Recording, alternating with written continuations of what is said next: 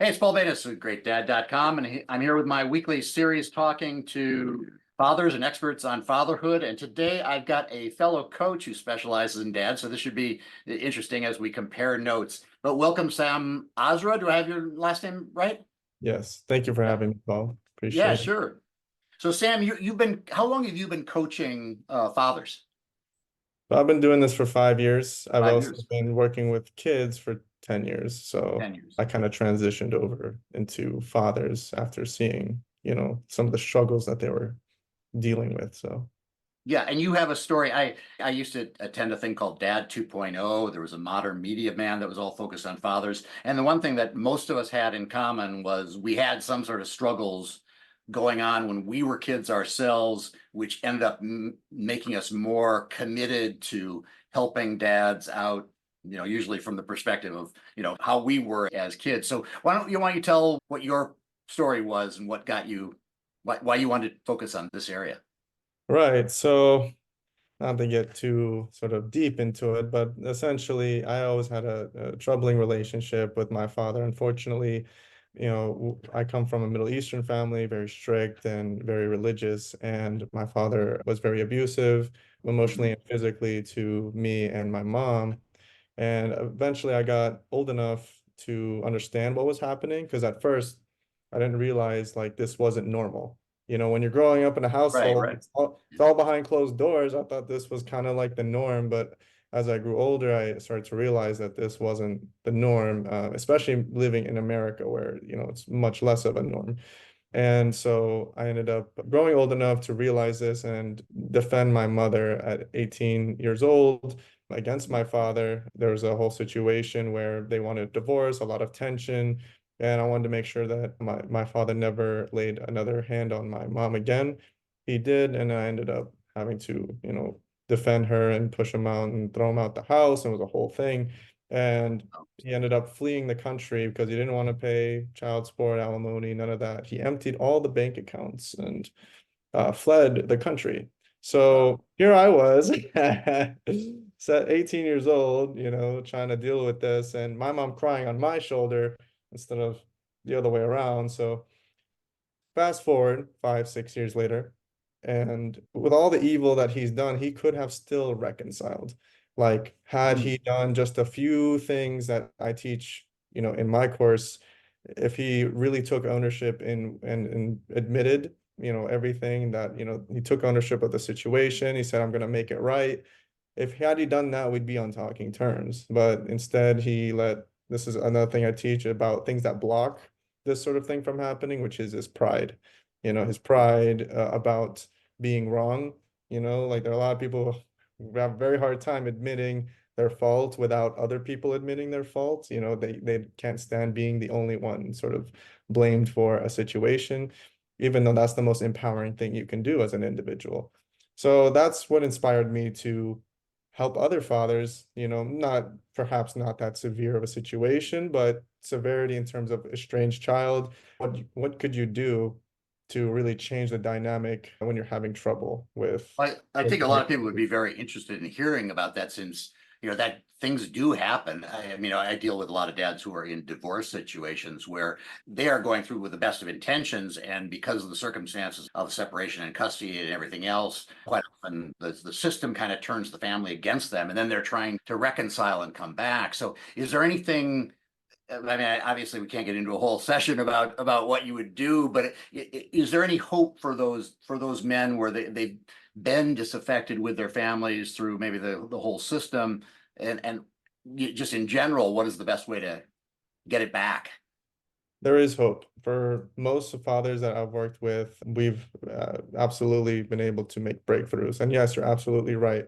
The system, unfortunately, kind of favors mothers in most situations and puts fathers in a tough position to build a relationship. How do you build a relationship where you barely get time Yeah, with the child? I've So heard horrible stories about this. right. It's like, okay, what do I do? Or let's say there's something called parental alienation where one parent paints a certain light of another parent, saying mother gets more time with the child, gets more time to potentially, if she's malicious, to manipulate the child or brainwash the child into thinking dad is a terrible person and here's all. Not always, but could be, thing, and that makes it even harder. So one, I mean, there's so much to it, and that's why this, I offer this stuff, all of it in the courses are very conclusive, but some things I can drop here is not blaming other people, even though, yes, mom could be saying bad things, or maybe the child has a group of friends who kind of agree with them, like, yeah, your father's not around, like, what is he terrible? Therapists are often a big, almost a exacerbates the problem a lot of times because they align with the client and then they suggest or even perhaps diagnose the father with something that encourages estrangement, encourages distancing in order to preserve mental health. So there's a lot of things at play. But when fathers come clean and they, even though some things are not in their control, when they show that they're going to take full ownership of the situation, no matter what, time and time again, like, okay, let's say mom is bad mouthing dad, but dad, every time he comes up, he is, kind, he listens, blah, blah, blah, and reaches out to the kid constantly. And the kid will start to realize, I want to give dad a chance because, like, I want to listen to what he has to say versus, don't listen to your mom. Mom's saying, like, if you focus on that, mom's going to be right. Mom's going to be proven like, oh, see, he is acting crazy. See, he does talk bad about me. See, you affirm some of what she's claiming. So there's, and it's very hard. How do you not fire back when mom is talking bad about you or making it harder for you to connect with your child? And there's the challenge. Yeah, from my experience, that's exactly right. And the men want we're usually more active, and we want to protect ourselves. We want to really actively show that we're a different type of person. And I can see how that could backfire. Talk a little bit about how long that process might take, because a lot of my clients, they usually have a little bit of a realistic idea that it's not going to be tomorrow, but of course they are very impatient because they're losing time Yeah. with their children. Yeah. And time is not your friend, certainly. But I would say, like, you have to prepare yourself for the long game. It can take months or it can take even years, depending on the severity of the situation, the age of the child. Are they old enough to even make their own decisions, or, are they still, in the younger stages? So one of the things that I coach on is how do you keep your mental wellness and happiness while this is going on? Because you can't just keep suffering and grieving over it, although you have every right to, but living your life more than, months, now years going on, like, there's no Right. way you can sustain the fight, so to speak, if you can't find happiness and other things going on. And that's why we also provide a community where it's like other fathers kind of supporting you in the struggle. And, there's other people like you who are in the same kind of boat, and it's a group thing where everyone's like in the same struggle. You feel like it's okay, like we can, you know what I mean? You support each other, you share your wins, share your insights, share your breakthroughs. So I think that's really important. And we talk about diet, talk about like physical wellness, we talk about, mindfulness and how to keep your cool. We like talk about that. Very important. You lose your cool, especially when someone else has the leverage, then they're going to use that against you. So there's a lot of strategies like that, you know, but yeah, it can take, is the problem is there's no real answer, really. It's Right. And situational, so, and but it can take months, there's years, certainly dads who give up in this struggle too, right? write it all off, and they hope that by the time the child is an adult, they will somehow come to their senses or see the reality or whatever. Does that often happen if the dad kind of, in your experience, leaves the picture entirely, that they are able to reconcile at some future date? It does happen, but I wouldn't recommend it. If you have the choice now, I would recommend to stay in contact with your child. Right. Even if it's not as often as you would like, even if it's, painful to hear the things, maybe like they think dad is a terrible person. Because the more you can connect with your child and talk to them, the more you can show your true self and prove that what is being said is not necessarily true. If you let it go, then yes, you may not have to deal with the pain in the short term, but then you get to deal with potentially a totally different person by the time you meet them again. And then they'll ask, where have you been? Why aren't you, where have you been? Like, why'd you leave? And, and it's much harder to then reconnect at that point.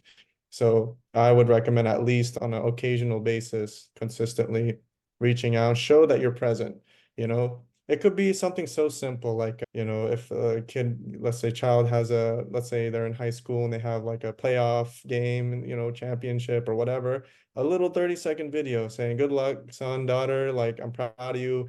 I know, like, I know we don't get to see each other often, but, I just want you to know that, if I could be there, I would be there, type of thing. You wouldn't believe how valuable that is to a child. I know I work with very high net worth individuals that can give their kid anything, and they Yeah. value that more than any Oh, for gift. sure. Yeah. You know what I mean? So, and look what it took, 30 seconds, minute. It's not the time, but it's like the thoughtfulness. And I think fathers, unfortunately, aren't trained like mothers to be nurturing and supportive. Most, in the traditional sense, fathers in the traditional sense are kind of trained to provide, and protect, not much nurturing. Yeah. So when you're fighting that battle, you're kind of fighting a whole lineage of matriarchal training, Right. so Right.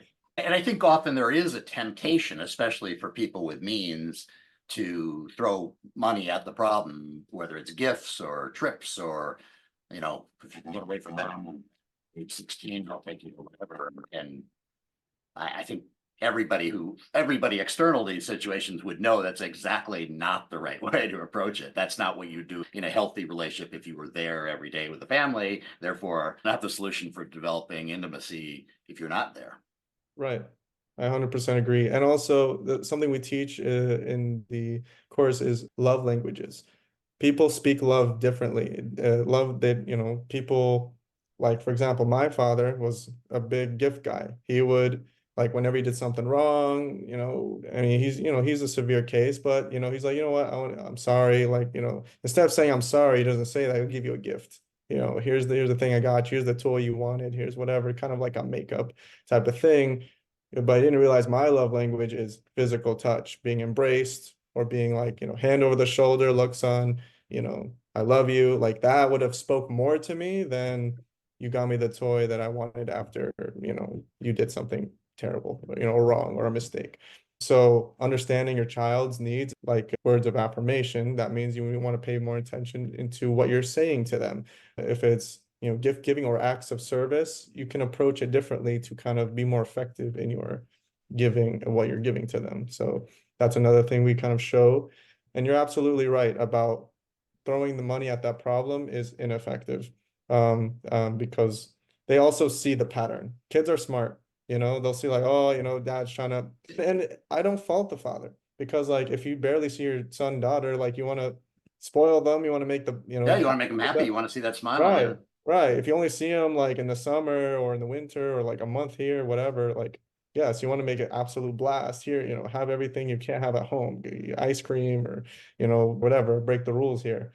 I'm the cool dad, right? But want to make sure that there's real intimacy and not just material things there. And then in a really difficult part of this discussion, quite often there are accusations of abuse. Do you work with dads who are also dealing with those accusations as part of the picture too? Because I have not worked with clients like that, but I know I have many friends who've gone through divorces. And again, some of this is part of the system and the way our adversarial judicial system works is the lawyers will pull out anything they can, anything that they can paint a picture. And obviously in some of those cases it is real and that's a different subject. But I'm talking about men who would never do anything like that. And then suddenly you're in that situation. I don't know if you've got any, solutions or advice on that, but that happens. Right. And that you're absolutely right. It does happen. And unfortunately, it's kind of like when we see like big cases with like divorce, like you saw like the Leonardo DiCaprio thing where everyone sided with her at first. Right. And then because, oh, he's abusive and terrible, he lost endorsements, he lost jobs, he lost, his name was tainted. And then eventually, as the trial went on, it kind of shifted to the other side, and people started figuring out, oh, this woman's actually the one who plotted this whole thing. So, as far as advice, I would say I mean, I'm not a lawyer, but have, as much evidence as possible to kind of clear your name and to show that she's making stuff up. If you can show that, then a lot of what she's saying could be invalidated. As far as that, it's like she made one thing up, like what else is she making up? If you can just find one little hole about like, actually, I never said that. Here's a list of texts. Here's a list of conversations. The house is constantly surveillanced. Here's the last 6 months of, footage, of me walking in and out. Go ahead. Yeah, Uh, I'm just wondering if there are lawyers, if it's one thing to go to a divorce lawyer and start going through that process, but once that allegation comes up, is that a time where some dads have to switch to another lawyer who's great at this type of accusation that throws a monkey wrench into anything, any kind of I have logical. not had a personal experience with clients in mid-divorce. I've only had clients post-divorce who've had to deal with it. Is there, I didn't even know, are there lawyers who I also don't know. advise on how to I've do it? not, I've, No, I I also haven't not heard have of been. such a thing, no, but personally, I would always get the highest quality lawyer that I can afford because divorce is expensive and you could not only lose money wise, in the term, but also connection with your child, so, I would not skimp on a good lawyer. Yeah. I just wonder if there are lawyers who are specifically trained Mm, for those kind of strategies. So you mentioned the fact that there is a link that we'll provide in the show notes about how to get together with you and have a introductory session, which I assume is free if there's a yes. chemistry session. But you mentioned that you also have a course on this. Could you tell a little bit about that? Sure. So the course is a group coaching program. It's 8 weeks. Every week we meet for a module and we go over an important concept uh, of fatherhood and how to connect with your child. And it's a all-inclusive, comprehensive course that covers anyone from on talking terms with your child, just haven't been able to go deeper. Like it's always, hey, what's up, dad? How you doing? Good. All right, I'll see you later, son. All right, cool. How to make that a deeper thing versus all the way to the other side of the spectrum where I haven't talked to my kid in 10 years, 20 years, Yeah. and I want to reconnect with them. How can I even start? So that's what the program is designed for. We teach how to communicate in the best way possible that achieves a sense of the kid feels that they're listened to, that they're heard, that they feel like autonomous, even though you're the father and guiding them. There's a very kind of strategic way and you need to talk to them to still be the father and guide them. But a lot of things nowadays, a lot of the culture nowadays is shifting towards individualism and less about respect your elders and respect your family, and it's more about I'm an individual, what makes me happy and what do I feel. A lot of that is shifted to that kind of culture. So here's communication strategies to kind of still support and endorse that, but still be able to guide your children. And then what it means to be a father, we teach like how do you like compassion is a big thing with fathers. And how do we teach you to be compassionate? How do we teach you to listen? How do we teach you to be able to disagree without feeling like you have to fight? Like, it's okay to disagree with your child on things. I feel like sometimes it becomes I'm right, you're wrong versus I want to make this relationship work, you Right. know? And then there's things around like we're like fathers and men in general are taught about masculinity.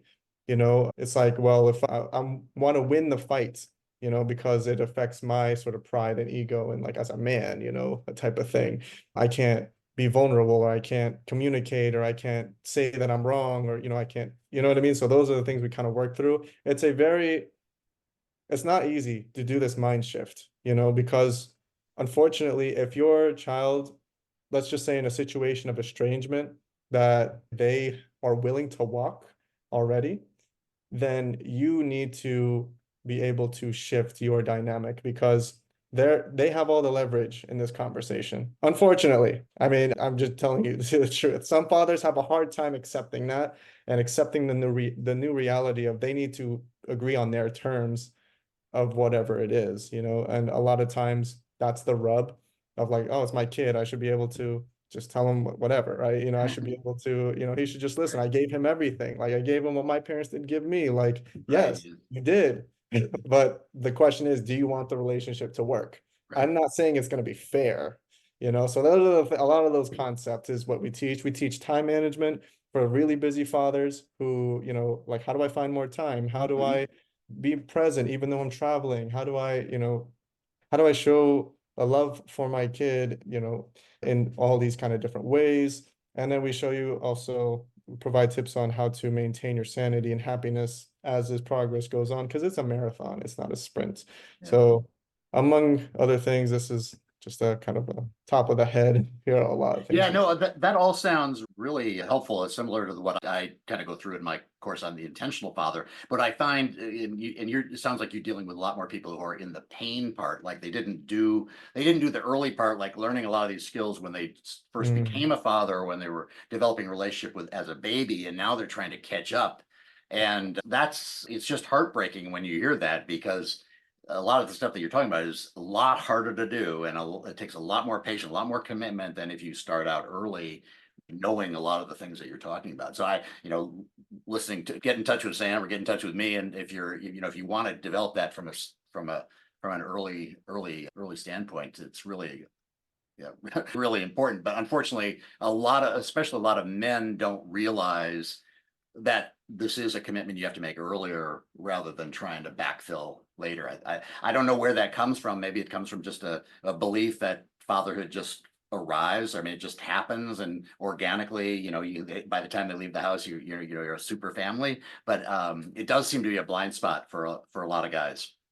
Interesting. So you specialize in how to catch them early in order to succeed later. Is that? Yeah, well, my course is around a lot around developing values within the family and keeping the family unit really close, developing that empathy and developing that compassion, and being able to learning how to talk to them like on your own terms. But that's easier to do when they're 4 than when they're 14. And you probably see in your work too, is that there's this huge shift that comes around adolescence. Whereas pre-adolescents, they're willing to do whatever you want to do. And then, like you say, after that, the child is in control of the relationship. And if you haven't developed the groundwork, you are really going to have to work really hard to get them to trust that you really believe that, what they're doing is good. So yeah, I really applaud your approach in getting in there where when it starts getting sticky, because it's painful work. Right. And it's not easy. Some men are just very like hard-headed, bullheaded, and it serves them in some ways. Like it's not all bad. Like when you're trying to get something to work, or climbing in your job financially, like you kind of need that. But it kind of lacks the sensitivity that you need to connect with your children, that mothers kind of have more of. The tendency is, and that's why a lot of times, mothers have a deeper connection more often than not than the father does. And you're right, you catch things early, you don't have to deal with them later, because the question is, why is my kid not listening to me? Well, it's because your relationship is not strong enough. Yeah. There's just the core truth. Your relationship is not strong enough. Why should they listen to you? You haven't built the trust. We talk about that as well, building trust with your child. I do see now, with more women in the workplace and more women taking on senior roles, I'm seeing some of these same issues. I mean, through a father's lens, but with that, there's a complaint that the mom is the one who's not there. The mom is the one who's always working, and then the dad is trying to both develop his own definition of masculinity in a world where the woman is in the same position, and he's trying to backfill and trying to convince her to be more maternal. And it's a crazy mixed up world out there. Everything is changing, and that's why I think people need services like what you're providing, Sam, is to try to understand how this is all really very dynamic, and you got to go about it in your own way with a little bit of guidance and help. So how can people find your course?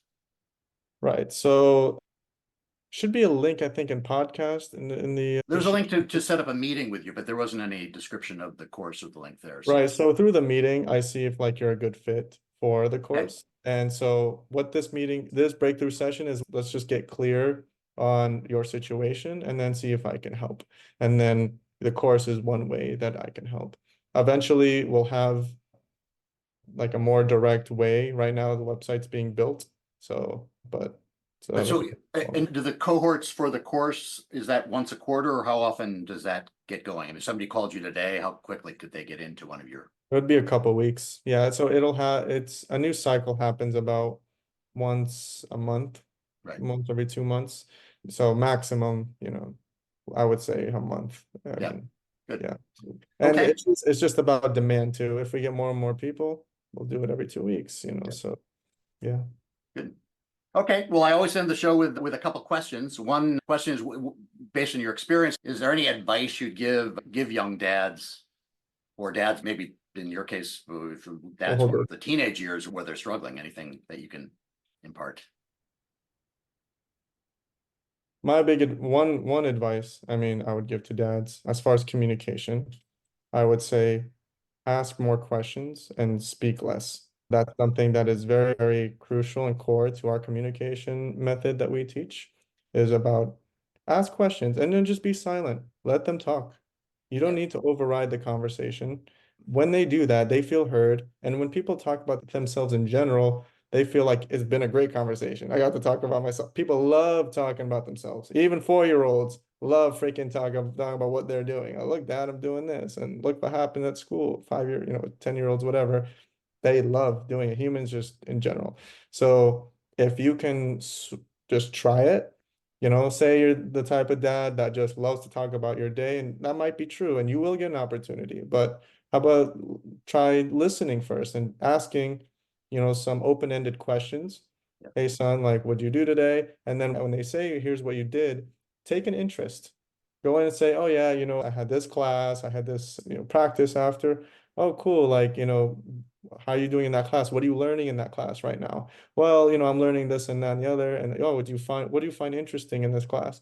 So kind of going deeper and then showing you take an interest, they feel like, well, dad really cares. Like he wants to know, what, Yeah. and you know what I mean? So I would suggest try that as Yeah, a, I'd add on to that is that, if you were at work and you had very important relationships, you would take notes after meetings and, you'd know your friends, your colleague's wife's name, and you would know where they went on vacation, and you would know their best restaurant, and you would have little conversational gambits to show that you're listening and you're in touch and you're interested. And it's, if you don't see your kid, you work from, 8 till 7 every night and you only have a little bit of time with your kid, it's understandable that maybe you don't know the name of their teacher or the name of their best friend or whatever, but that's your job. You got to learn that stuff to show them that you really care. So it's not just what'd you do today, but how was Mrs. Robbins, or, what did right, Johnny have to, have for lunch that, those kind of things that right. will elicit a deeper response than just a general question. Then the other question is, if you had a challenge, and maybe it's the same thing, is maybe it's Yeah. what we're talking about, the challenge for the coming week for dads to think about, top of mind, what would be one thing you'd recommend they really focus on? I think I agree. We can just focus on this. Here's the challenge. One conversation a day where you ask questions and just be silent and let them speak. And then when they finish speaking, ask another question. Ask another question. It'll be less about you and more about them and see what happens. One conversation a day. Try it.